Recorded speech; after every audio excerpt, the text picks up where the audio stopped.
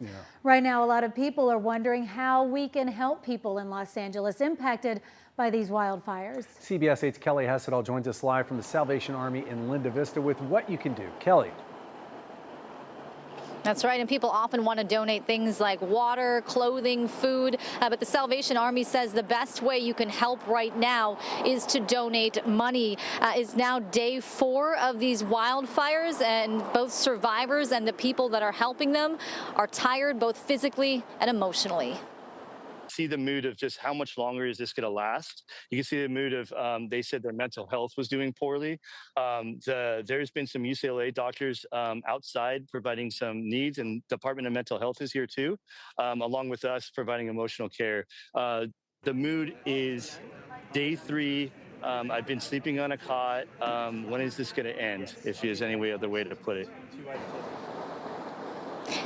And that was Captain James Fleming with the Salvation Army. Now, he spoke to me from the Westwood Recreation Center, which isn't too far from UCLA, where they are assisting evacuees with food, clothing, shelter. Right now, more than 100 people are staying at that site. There are cots out that they're sleeping on.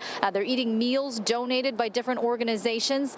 But it's hard. People left everything behind. Some haven't even been able to get into their neighborhoods to see if their house is still standing or what's left of it. Captain Fleming shared with me some of the stories he's hearing from evacuees.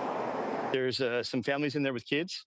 A man rolled in 2 days ago, and he had 2 little girls, and he's trying to, he's just a single father, and for whatever reason, his site was evacuated, and he's hurting right now. I helped him carry his kids out to the car so he can pack up his shower gear so he can get inside and get his little baby stroller set up. It's just stuff like that. It's just meeting people's immediate, emotional needs and their physical needs right in the moment. And so if you would like to help out, we do have a link on our website, cbs8.com. Just click on the help button. They told me today that if you're someone who really wants to make sure your money is specifically going to these fire victims, he says and assures me that, yes, the money that you donate will go directly to them and not to some other disaster down the road. Now, they're not going to turn away donations like clothing or food, but they say the way to have the best impact right now is if you donate money. Anna and Carlo. Kelly, one thing that people mention is that some of the communities that have been impacted and some of the individuals there, these are wealthy individuals and wealthy enclaves.